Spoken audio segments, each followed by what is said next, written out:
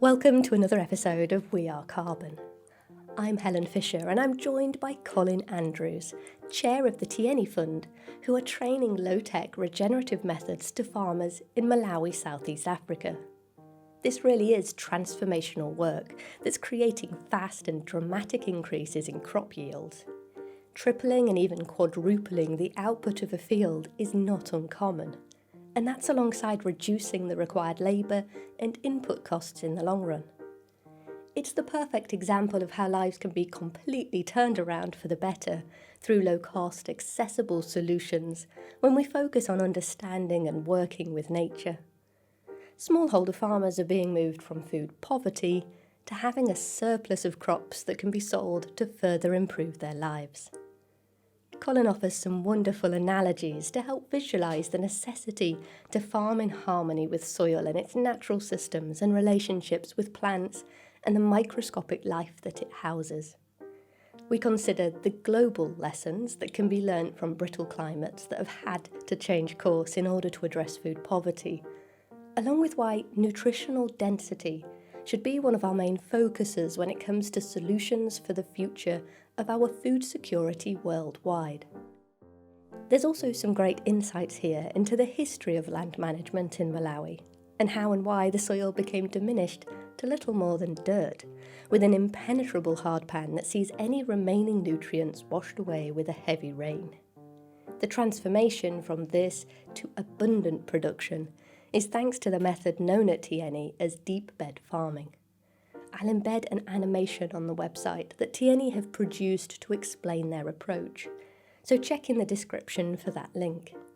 And of course, you can keep up to date with everything from We Are Carbon by subscribing over on the website, wearecarbon.earth, or find us on Instagram, at wearecarbon.earth.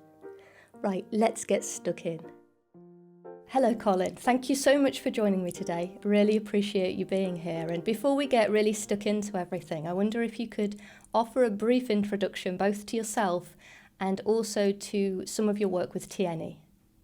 Yes, well, I'm Colin Andrews and I'm a chartered surveyor, so I trained in land management. And I came across Tiyeni when, by chance, I met a chap in Malawi. I was there. And he said, yes, I've got this great method of farming that we've been testing with local community. And I went down to meet him and went down with him to the farm. And he showed me it, and it blew my mind. I said, this is absolute common sense. Why isn't this spread all over Malawi? And he said, how would you do that? And I said, I'll try and show you. And hence I got hooked into being a trustee. So that's the story of why I'm sitting in front of you now. Fantastic. Yeah, very. You saw something that worked and you wanted to take action on that. Yeah, I think it fitted in with my surveying background. The structure of it is what took me. Of course, what I've learned since, I've learned there are three parts to Tiyeni, and there's a structure, and there's a biology, and then there's a sociology. But it was the structure, that is the topography of the method, that blew my mind, because I said this is absolutely how it should be. With regards to the actual work that Tiyeni do and the processes that they use, I'm doing another interview with Isaac from Tiyeni a little bit in the future, but I'll make sure that they interlink so that people can refer back and see how that all relates and more details of the work itself. But I wondered if we could have a discussion, because so many of the issues that we have in the world today are global rather than localized. I thought we could have a discussion where we take the work of Tiyeni and what Tiyeni teaches and put that into a perspective of how the world can learn from that. And with regards to climate change and that alongside growing populations, which seems to be the direction of the future, is more people but also more uncertainty when it comes to the weather and it comes to producing food in particular. So with all of this, how does the work of Tiyeni and in particular the health of the soil, why is soil such a big topic that we should be focusing on? Well, I'll answer that in two ways first. The first thing is to just imagine that I hear again and again, how are we going to feed the people? And it's the wrong question. And the reason for that is that big agriculture that we have in Europe and North America and South America, this big agriculture could probably improve its yields by 20 or 30% using a lot of quite manufactured techniques. But smallholders that produce 75% of the world's food could easily double their yields, maybe treble, and in Malawi, quadruple their yields. So there's not a food shortage, potentially. The problem is we have damaged our soil.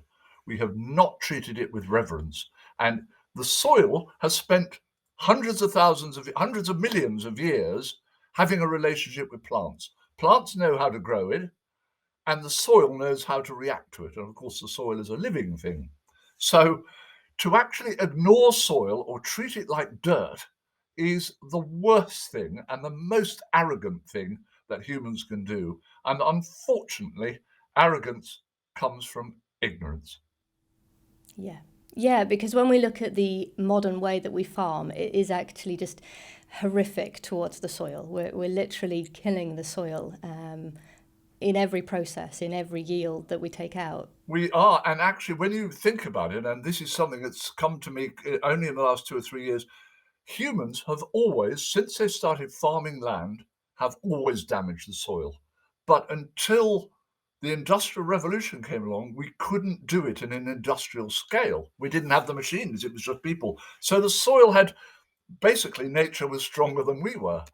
And then obviously we got this machinery and bigger machinery and less people needing to do it. And then we thought, oh, we can invent chemicals that can do what that bit that we want the soil to do.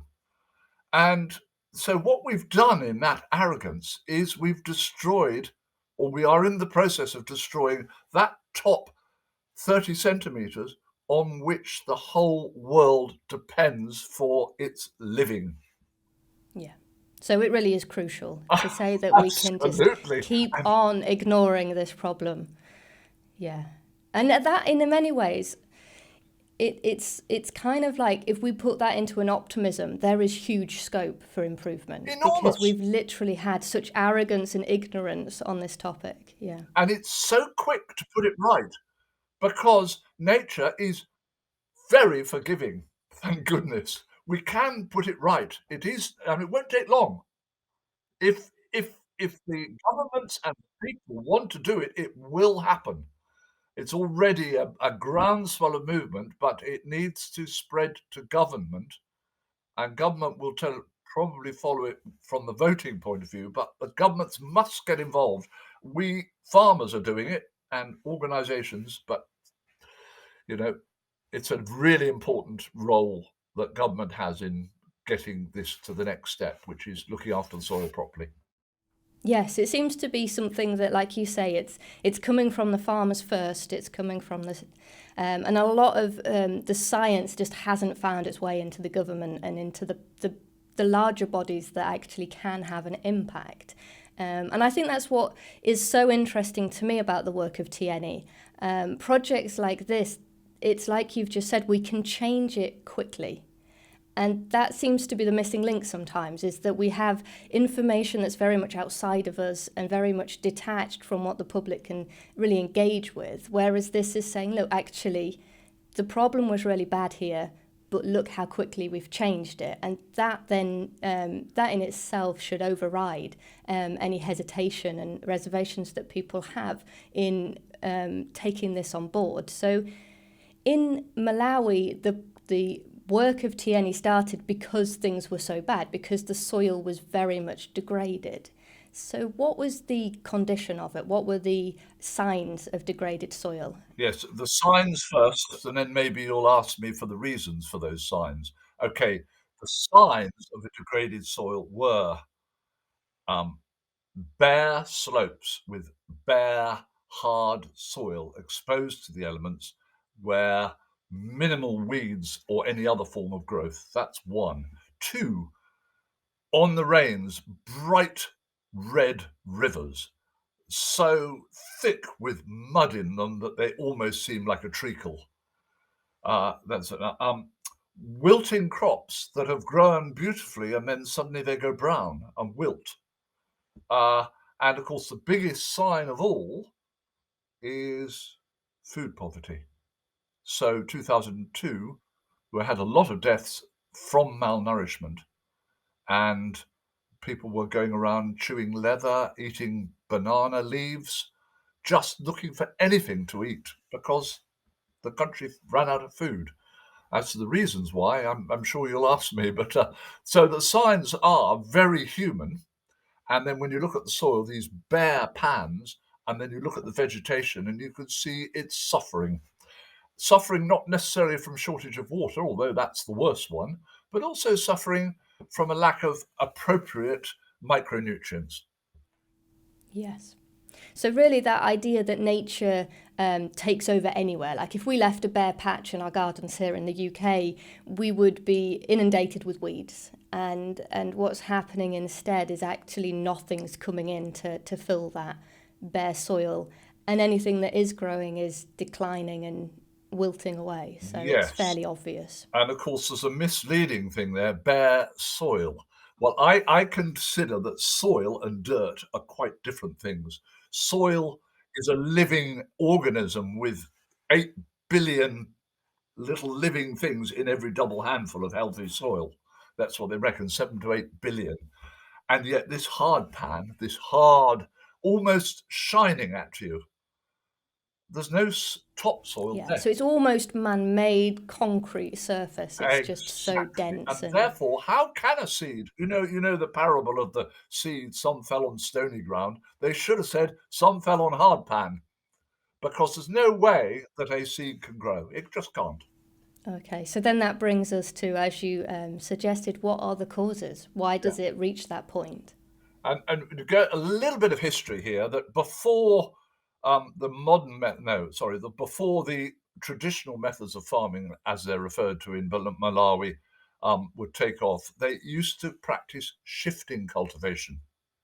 And that is, they would go in, they'd slash, burn, scatter seed, and after 2 years, it wouldn't grow, so they'd move on to another bit of land. And with a population in 1900 of under a million for the whole of Malawi, they were shifted. There was enough land, and 7 years later, or 8 years later, or 5 years later, they'd come back and try it again, and it would have regenerated. So, but this, as the population went up in 1920 to 1.2 million, and now 20 million, suddenly they were practicing shifting agriculture techniques without moving, because they couldn't move, because they couldn't find another bit of land. And of course, that can't work, because they've already proved it couldn't work, because that's why they used to shift. So that's the first thing. So the nutrients are taken out of the soil. Secondly, with clayey soils, which there are a lot in sub-Saharan Africa, when it rains, foot traffic itself will create a hard pan. And then the third thing is, as traditional methods of agriculture came in with the hoe has a blunt blade at the front, and you go down into the soil, you fluff up the soil, your side of the hoe, but for every action, there's an equal and opposite reaction, and you get compaction below, and you get this what's called hoe pan. So you've got foot pan, hoe pan, and then one other nasty sort of pan, which is if you don't cover your dug soil with mulch or cover crops, then when a drop of rain comes from 3,000 feet above and hits that surface, it hits it like that, like that. And when it dries out, you end up with this crust. So the next time it rains, it doesn't form a crust, it runs straight off. So 3 layers of pan that need to be treated or not allowed to happen. So this is the reasoning is that there's no nutrients left in the soil. It's overworked. Is there damage being caused chemically as well? Well, if we get on to very modern methods, which is sort of post 1950, then, and the Green Revolution, the whole answer from the Western world is, you've got to put fertilizer on it. And the fertilizer you need to use is the stuff we used to put in bombs to drop on Germany or Japan or wherever. But now we've converted it. It's the perfect chemical. And of course, the IRA reversed that and used to get fertilizer to make bombs. In Northern Ireland, as you probably know, they use fertilizer. So fertilizer is old bomb material, but it does do it does make plants grow. The problem is twofold. One is that the acidity of the soil, if you use these, goes up over a period of years. That is, the pH goes down, which makes it harder to grow quite a lot of plants. They can adapt, but it just doesn't grow as well. But the really nasty thing about using these fertilizers is that it breaks the contract between the plant roots and the soil living organisms. So in a healthy soil and in a healthy environment, those plants are up there photosynthesizing, turning carbon dioxide and sunlight using water into sugars. And you would think that they would be selfish enough to hold those sugars in just for their own growth. But in a healthy soil, they exude some of that sugar into the soil because they have a contract with the fungi and the bacteria, which is they will feed them sugars in return for which they get their micronutrients. Now, micronutrients are literally micro. They're not like nitrogen and phosphorus and potassium, which are key for growing. They're the little ones that just make the plant more resistant to disease, insect predation, and also help them grow. So when you apply an artificial chemical that's been made in a laboratory, which nature hasn't developed over the last 300 million years, you are interfering with that contract between the roots and the soil. And instead of that, you shove your chemical in there and it goes straight up into the plant. And you might say, well, that's good enough. We've done it. The problem is those micronutrients aren't getting into the plant, which is damaging the nutritional value of the plants, of the crops. And this is worldwide. This is not Malawi. This is worldwide. And the WHO has shown the FAO have shown how the number of trace elements in our vegetables and in our meats has dropped since 1950. In some cases by 40 to 50%. I'm sorry, that's a bit more detail. No, that's perfect. It's absolutely shocking. 40-50% I know. nutritional loss. And to not make a connection with the reason. Actually, we are feeding the plants the fertilizers, and in effect, we're starving them. That's the kind of irony of feeding them this way, is we're starving the plants. Exactly. And our job as farmers, I'm not a farmer, but our job as farmers is to feed the soil, because the soil knows how to feed the plants and the plants know how to feed the soil. They've got a good contract. They know how it works. And we come in with our slicing, arrogant, but single, very narrow gauge thinking. Yes, very oversimplified. With the soils in Malawi, is the general usage because of growing population and then the pan being compacted, has that been the main cause of the issue with the degrading soil, or was it very obvious that when chemicals were introduced that just escalated much faster? Right, I think the chemicals are the secondary, definitely. What actually happened was the British government, in their wisdom, said in the 50s, they said to Malawian farmers, you've got to farm this way, and if you don't, you'll be fined or put in prison. The method they taught had a lot of benefits. Unfortunately, many of the things that they taught weren't picked up properly. However, the principle of what they now call traditional agriculture is you have a ridge, and either side of it you have a furrow, and you grow your plants this year on that ridge, and then at the end of the year you cut it down in half, you push that half that way, which meets the other half of the next ridge, okay? And you've got a fluffy. The problem is you've got a triangle of soil in section, but below that you've got a hard pan.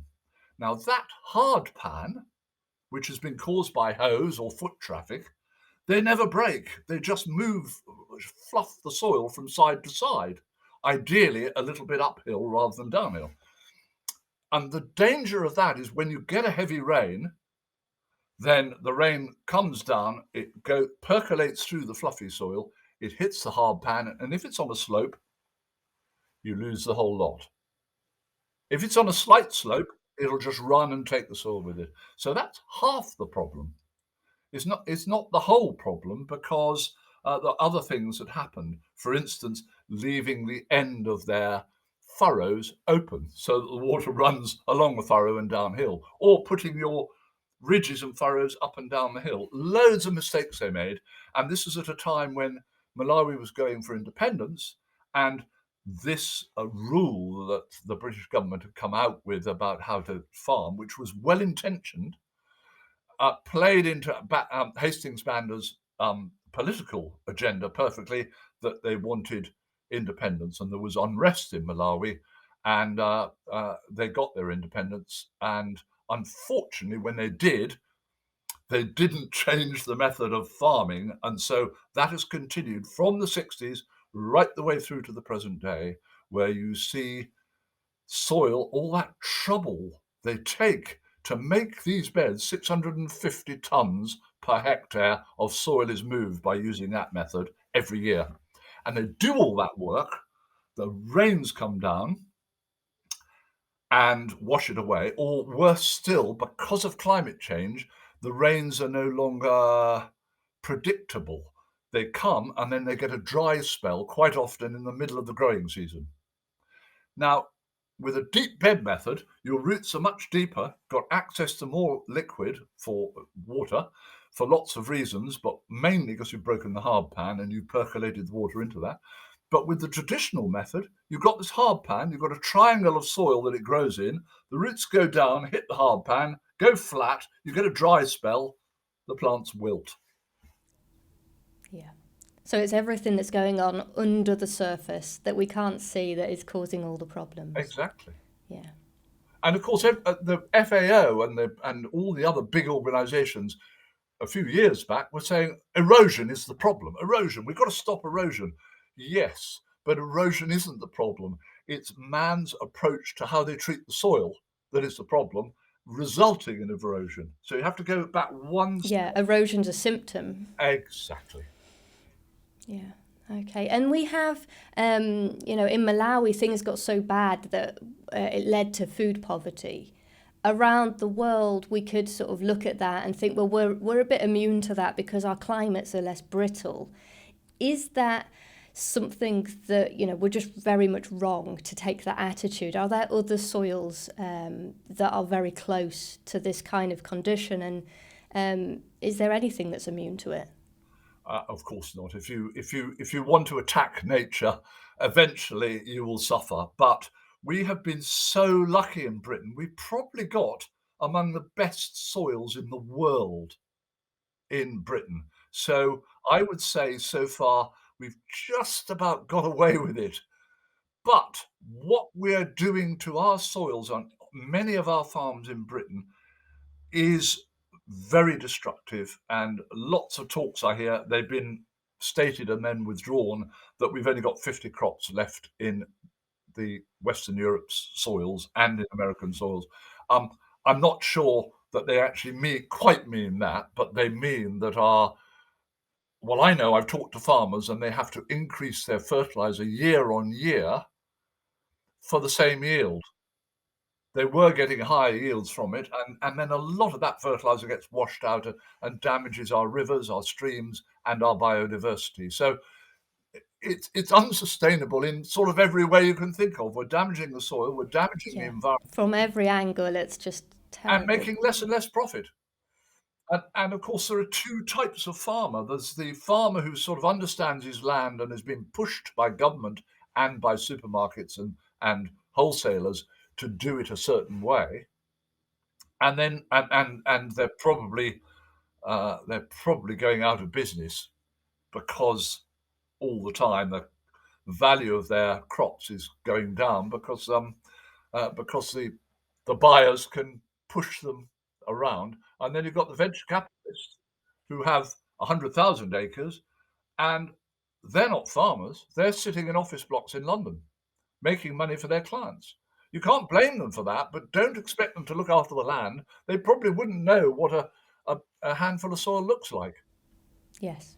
Yeah, so it's very Sorry, detached. I'm going off No, on one. it's good. It's so much knowledge, and I think it's really important that we, connect all the different voices together because, like you say, somebody who's they're just worried about the money is not thinking about the land. They're thinking about the short-term profit, and that's gonna. We've done too much of that. We've sort of reached a point where we need to go in the other direction now. So in Malawi, Tiyeni are sort of reversing this effect of degraded soil, basically. And as I've said, I will be speaking to Isaac about that so people can learn sort of the hands-on how that's happening and what's involved to take those steps and put those methods into action. But I thought if you could take a more sort of zoomed out engineering perspective of how does this work? Why do these methods work? What is it that is taking things backwards towards healthy soil? Well, I think I'd like to start with an analogy. If you have a big block of flats sitting up there, perhaps 20 stories and 20 flats per floor, and people living in them, those people need the spaces to move around and carry on the process of living. And it's quite a big box, that 20 stories and 20 flats per floor. And if you get all the people out and then you blow that building up and it crumbles, firstly, it's not as big a block. And secondly, you've lost all your spaces. You couldn't possibly live in a collapsed block of flats, could you? No, absolutely not. And that is the analogy to the soil. If you damage the structure of the soil chemically and physically, like is being done all over sub-Saharan Africa and elsewhere, you don't leave space for the very organisms that keep that soil healthy to live. You don't leave space for gases and fluid interchanges. You've squashed it flat. So I would start with that analogy because I think it's very real to be thinking of soil as a living organism. It's not, it's a living millions of organisms. So if you start off with that, and what Tiyeni does is not huge, but the effect is more than huge because all we do is allow the soil to go back to where it was. And we are being asked, even today, I got a WhatsApp from a farmer, from a farm officer, and they had just got their crops up from land that they had abandoned years ago. And this year, back in October, they applied the deep bed method to it. And now the plants are up this high. They can't believe it because this is stony ground. And they said, no, you can't farm that land. So it's that quick. It's that quick because, That is, yeah. So and in a we're only doing season, a little thing. It's nature doing the rest. yeah. So it's restoring the life to the soil. Like Yes, you've just given this wonderful analogy that you're giving them their home back and they take care of the rest. exactly. Yeah, feeding the plants. Fantastic. So it really is vast improvements in a short time. Is that's Yes, not exaggerated to say that you can see it? well, it's more than that. Firstly, we've got lots of comparison pictures of same farmer planted on the same day, traditional and deep bed. And the deep bed, they're taller, they're bright green, that deep, dark green, I should say, the leaves are. And then you look across and they're feebler and yellower, not as green. And of course, the green is photosynthesis, and photosynthesis is, as I said before, where the sugars are made and all the other processes to make. Good photosynthesis doesn't just make sugars, it makes complex carbohydrates that are indigestible to insects. So if you've got a plant that's not that healthy, it's much more available to insects and disease than a healthy plant, just like a human is. Yeah, so in terms of pest problems, this is amplified because the microbes are not doing their job. So everything, the basically the lifeless soil, if we could call it that, or the dirt, it is just taking away every single chain of defense from the plants. Exactly. So if you return that life to the soil, that's why it's so quick, because it has the knowledge and the intelligence to put everything back into its own system that Yes. I mean, we functions. have to do a little bit more than just break the hard pan, as you can imagine. So there are 3 or 4 really important things. They're obvious to any gardener. Break the hard pan, never allow the soil to be exposed to the elements, because it isn't in nature. That drop of rain hits a leaf and drips on, no surface hard pan cause, for example. The cover crops or mulch on the top will stop the drying out quicker. It'll keep it cooler in a warm climate. It'll keep it warmer in a cold climate. All these things, but nature never shows bare soil unless there's a catastrophic landslide or something. You don't get bare soil in nature. But we see bare soil. We see huge areas of Kentucky and the Dust Bowl, the famous Dust Bowl in the 30s. They destroyed some of the best, really good deep soil was blown away because it was exposed to the elements. And yes, we get very good quick results. So I'll give you one in Chiteka, sloping land, really suffering from erosion. In our first year there, some of the farmers got 8 tons of dried maize to the hectare. One got a shade under 10 tons. And the national average and the average of the 3 countries surrounding Malawi is between 2 and 3 tons. Now, that was in the first Okay, so year. we're talking about We're some talking about extraordinary. massive in certain cases, and of course, the percentage increase in abandoned land is infinity because they weren't getting anything from it. So that's a misleading one. But if you've got the average, which is 2 to 3 tons of dried maize seed per hectare, then to get 8 tons, and that was more than half the farmers got 8 tons or more per hectare. Phenomenal, and that is in a very, very short time. The Very sort of results that you just wouldn't have thought would be possible. Is it repeatable? Yes, what we've found is obviously you don't get 16 tons the next year. You're probably at the right use, and then it's very much a function of how much you put back into the land. So, if you fly over sub-Saharan Africa in August, September, October, and look down at the ground, you'll be looking through a blue haze. That's burnt crop residues, burnt grass. So one of the fundamental principles of deep bed farming is you do not burn any foliage. You use it to mulch and let it get absorbed by the soil, or let it stay on top to stop the sun striking or the rain striking or the wind striking. It's obvious, really, because that's what happens in nature. Leaves fall to the bottom, grass fall and lay flat. You just don't have bare earth.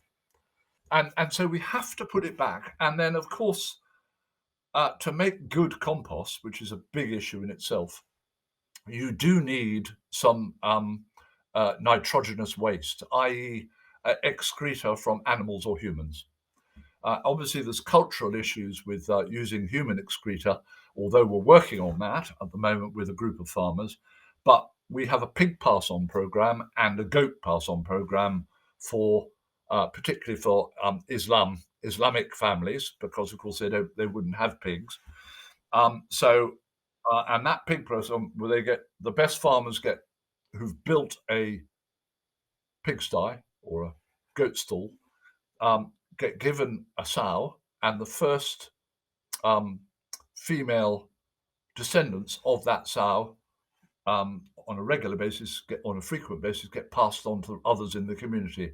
So it's a cascading spreading of that, but those animals are not there for meat. They probably get eaten for meat eventually, but they are there to provide the nitrogenous waste to mix with all the other ingredients to make compost.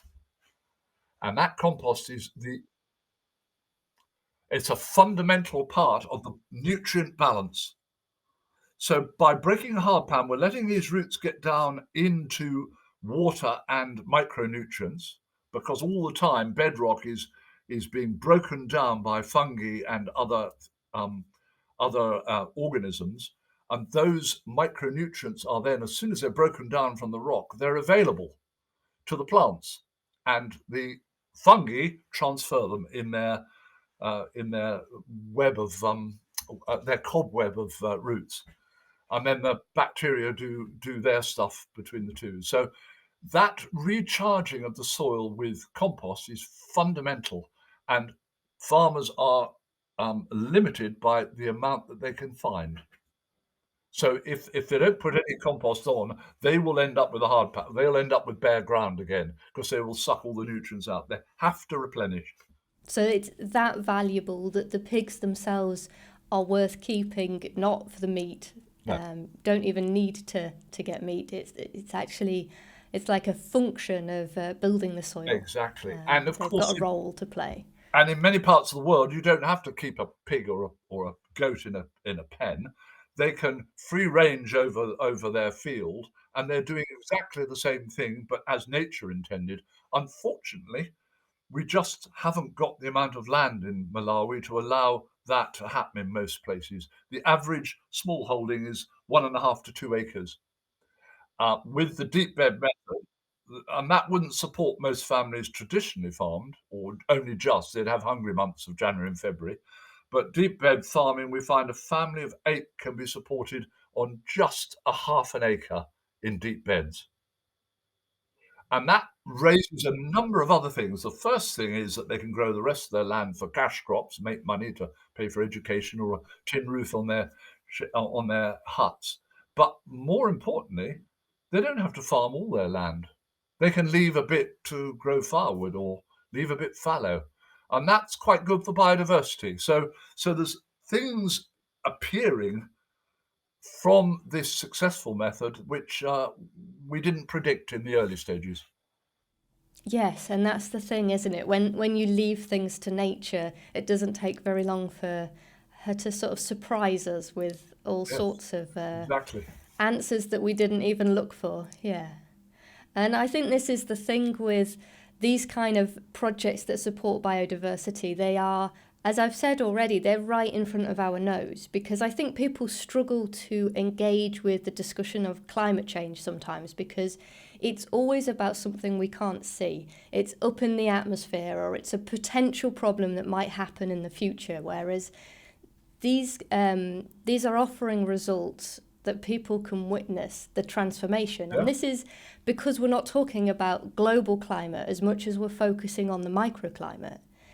And I suppose there's a mirror there. There must be at some point where we could acknowledge that an unhealthy microclimate is probably having a bad impact on the climate as a whole.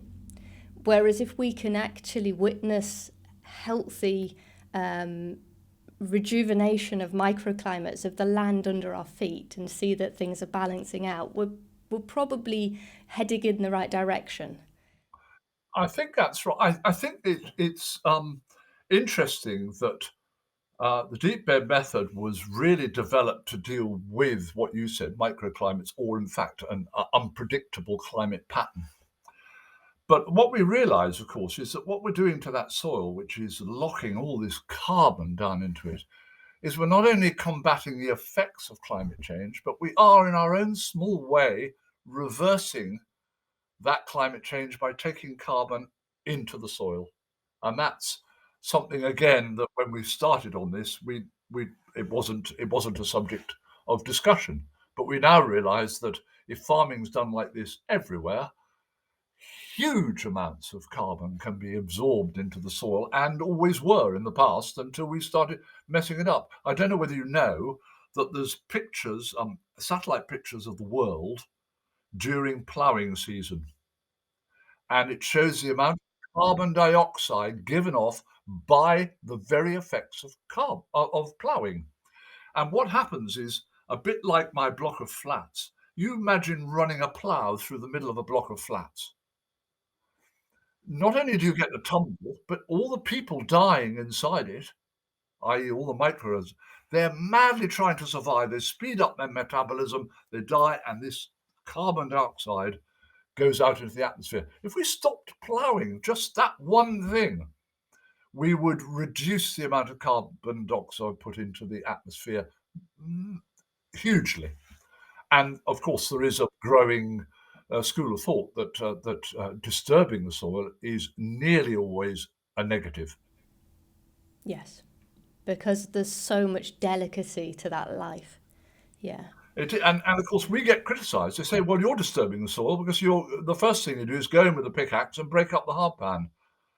And sometimes you start talking back and they walk away. But of course, you've got to get rid of the man-made obstructions before you can start helping nature back. You could leave it for 20 years and it'll probably be all right.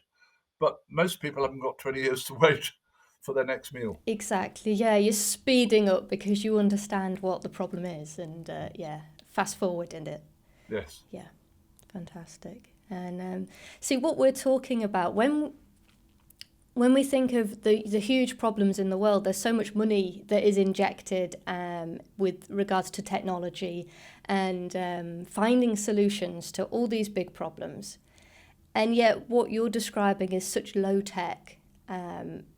Fast results right in front of people's eyes.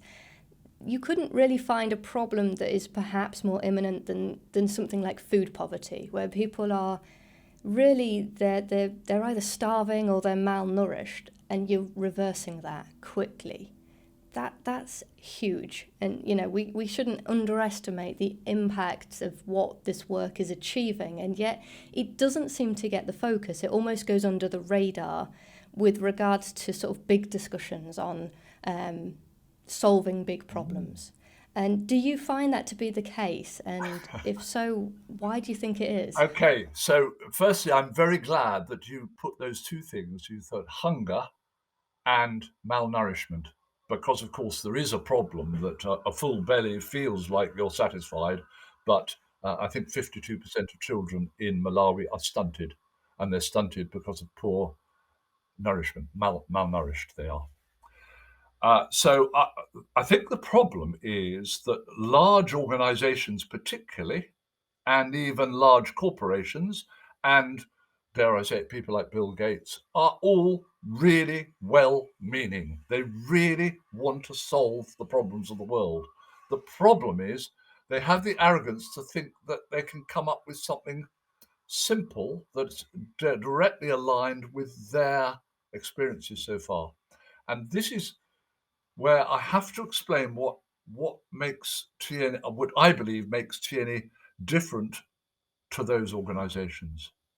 So we have three parts to Tiyeni. The first is the physical. We've talked about that. We don't let water run downhill. We catch every drop on a field and allow it to percolate, infiltrate. We don't allow any soil to be swept away. We don't allow the sun to get on, and all that. We've been through that. That's what I would call the physical. The second is the biological, and we've even alluded to that. Green manure cover crops, I haven't mentioned too much. Interplanting, companion planting, mulching, composting. All those are the biological. And you could put all those in a manual. So this is how to do it. And people could follow that manual. The bit that makes Tiyeni very different is the sociological. If you arrive in a poor village with three glistening Hilux vehicles with your emblem on the side, and you're turning up to people who are not just poor, but are food poor, they are not going to be having a conversation with you as equals. They are going to be doffing their hats and saying, well, how can we get these people to help us? They will allow themselves to be pushed around because they're hoping that these are their saviors. I could be more negative about that, but I don't want to be negative. This is a natural reaction of poor people when they say people who see people who've got it all or appear to have it all.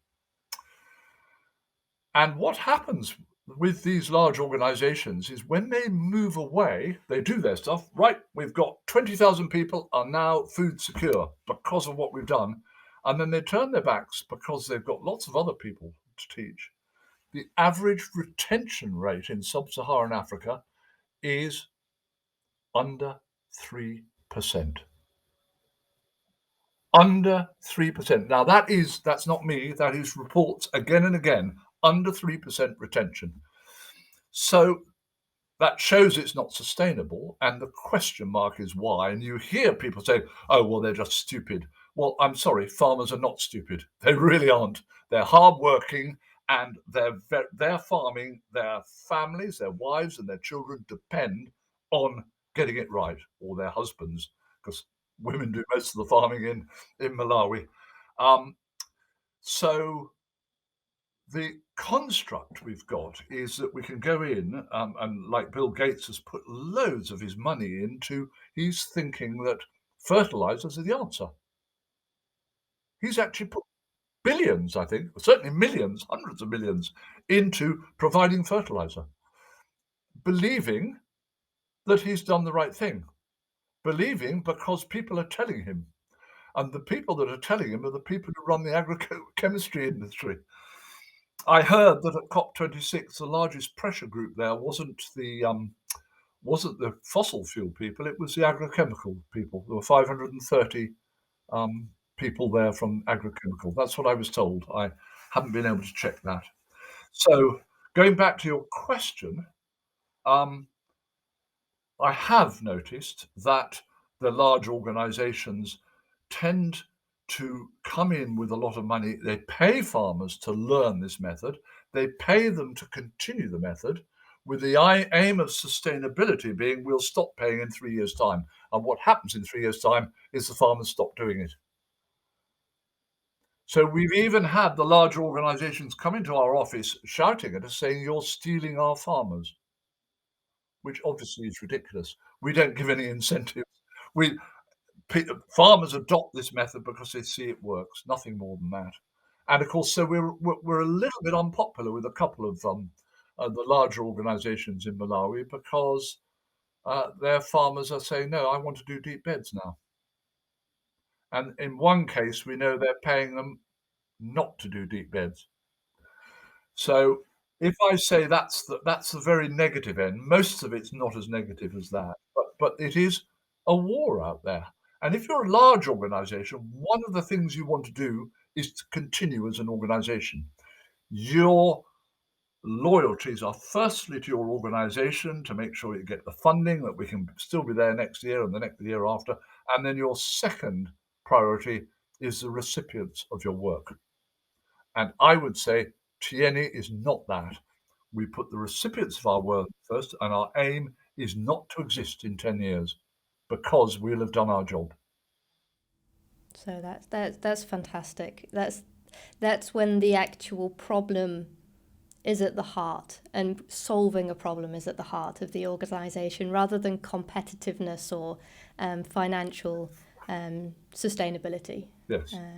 And that's the nature, I suppose, of the work you're doing. It is founded as a charity, so there's very different motivation there.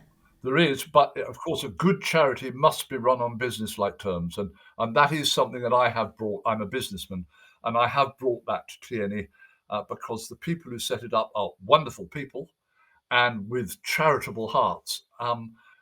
But their hearts were a little bit too soft to get to where we've got to now. And I'm not criticizing a soft heart, but I am criticizing using softness in a business where that affects the efficiency of the business, and the efficiency meaning that every penny is spent to its optimum use. And that's what I bring to the party really, is to make sure that anything we spend, the maximum effect is felt in Malawi. Yeah, so it's really having that biggest possible impact, and to as many people, as many farmers as possible. Yes, sustainably. Because if a farmer gives up, and we've done research, some of our farmers give up, and there's a whole range of reasons, and some of them are really complex. I mean, it can be they die, or they're too old to farm that amount of land anymore, or they move. There's lots of reasons. And then there's the negative reasons. Well, you helped us set this up, but now you've turned your back on us. So that's something we've addressed, because they almost felt that because we trained them in doing their beds, that we were going to continue to come and help them every year. Well, we can't. We're only 13 staff maximum, and there's 1.8 million farmers in Malawi. That is, yeah, that puts a bit of perspective on it, yeah. Absolutely. So this is really, at the heart of it is educating so that they can, like you say, be sustainable on their own feet and keep moving forward. And in the positive examples where it is maintained and continued, do you find that they can manage the land easier and easier each year? Right, and this is really important. I'm glad you asked that question, because we've got an M&E officer who's funded by the Four in London, and he did a research on profitability of the deep bed method compared to traditional. And after 5 years, we are 12 and a half times more profitable than the traditional method. And the reason for that is that we don't dig after the first year. No digging. That's the end. So the traditional method, they move 650 tons for every hectare every year. We move it's about 1,200 tons in the first year, and then nothing. Of course, they should be making manure or compost, whichever method. We probably suggest to our farmers that the spare time they have, they can always make a bit more compost. Yeah, so it does. The percentages are just unheard of, aren't they? In terms of what we expect in any other business model, we don't 12 times the profit, and Exactly. yeah, it just is. It works, and that seems to be the underlining sort of outcome of it. Is it does the exact job that it sets out to do. Yeah, I suppose I didn't quite explain also the third element. So I've gone to the physical and the biological, but the third element, which I now believe, of the last 2 or 3 years, we've had some research done and I've looked at it, I believe is the most important part of Tiyeni, is the collaborative approach that I've said how it doesn't work with larger organizations. Lots of small organizations probably get this right. We talk at the same level with the farmers. We ask their problems. We listen to their suggestions. We adopt their suggestions. The whole point is it's a discussion. It's a discussion of equals. And I think that is so powerful a sociological model. The other thing we don't have a demonstration garden anymore. We used to start with that and found that that created sociological problems. Oh, he's done more work he's done less work than me. Oh, she had more maize than me. And suddenly you have a splintering of a community. So what we do is we call it the DDG. It's the dispersed demonstration garden, in that the training is taking place in every farmer's field. So all the farmers work in every farmer's field while the training's going on. They learn the challenges the other farmers got, they share best practice, and they work together. So if a community is already working together, that's easy. But if it's not, because it's too poor, or those strains, this pulls them together in a way that this is Isaac's invention. He brought it in, and it's had stunning effects. So you'll talk to Isaac about that, I'm sure. Yeah, so this is something that's very motivational, the collaborative impact and how powerful that is. Yeah, Yes. wonderful. It's, yeah, fabulous work. So I wondered if, just to sort of sum it all together in terms of the bigger picture, we have people worried about food security and running out of food in the future. What topics, if you could summarize, what topics should we be focusing on? Should we be putting effort or learning more about that would push us in a direction of resilience for creating and farming foods? I think for me, I would like to see much more concentration on the nutrients and micronutrients in the food we eat. I almost think that all supermarkets, all outlets for food would have to state this and would have to check the chemical combinations once a quarter, maybe, because just because a courgette or a tomato looks nice doesn't mean that it's got the nutritional value you know. We buy with our eyes because we haven't got anything else to base it on. So we're being sold a pup, not intentionally, but that's what's happening, because when you go to the supermarket, you pick the apple without the blemish in it. In fact, the apple with the blemish in it might have been grown organically. I don't know. But so I would start with the nutrient values in our food, because if it's good nutrients, you won't need as much of it to be nourished. So it's a good starting point, that. And then, of course, that takes it down. Well, how do you get food like that? Well, you give up artificial fertilizers. You give up digging the soil. In other words, you allow the plants to reconnect with healthy soil. So that would be the topic I would be saying, is the way we grow our crops. And then the third level down is to say, if we wanted to be sustainable, we need to be more biodiverse. So that means monocropping of 1,000 acres in a single crop and hybridizing it so that it's resistant to herbicides. And then you can spray the whole lot. Your crop doesn't die, but everything else does. That's got to go. That can't work. And I question the size of fields. I think they're too big, a lot of them. And that would obviously hit the farm machinery business, because I think the machinery has to come down to a bit smaller. So that's care of the land. So we start with care of humans, the type of food, that's right up the top of the tree. And right at the bottom is the care of our world, our biodiversity. And in between is how we farm. Is that the sort of answer you're looking for? Does that answer your question? Or It does, yeah. That's absolutely perfect. Yeah, well, thank you. It has been an absolute pleasure, and you are full of so much knowledge and information on this. I'm sure that people will find it incredibly useful and insightful. Hopefully, inspiring people to get a little bit more engaged with where their food comes from as well, which I think is incredibly really important. important. Have you come across CSA, Community Supported Agriculture? It's spreading all over this country. When I was a kid, round every town, if you looked at a map of a town, round the edge of every town in Britain, there were crisscrosses, and that was the ordnance survey sign for market gardens. They've all gone. Now, round Ringwood, which had a population of about 8,000 then, there were 7. I lived near Ringwood. There are none now. CSAs are coming back to replace it. The idea is to grow fruit and vegetables in the town where they're eaten organically. So there are about 200 around the country, and we've just opened one in Ringwood. And I sent pictures of that farm out to the farmers in Malawi, and they're jumping up and dancing, because what we're doing as a CSA in Ringwood is exactly the same as they're doing in Malawi. It's and that's not me, that's not my method. That is a method that's been developed by people who are really experienced. You've probably heard of Charles Dowding. Yes, He's the fruit vegetable guru for Britain, I think. He's written loads of books, and it's pretty much his methodology.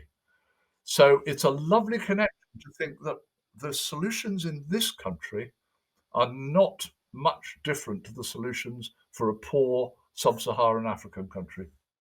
absolutely. Yeah, it's very much connected. I just want to say thank you for joining me. Really enjoyed talking. Thank you for being interested in Tiyeni, and whatever you can do to make this world a little better.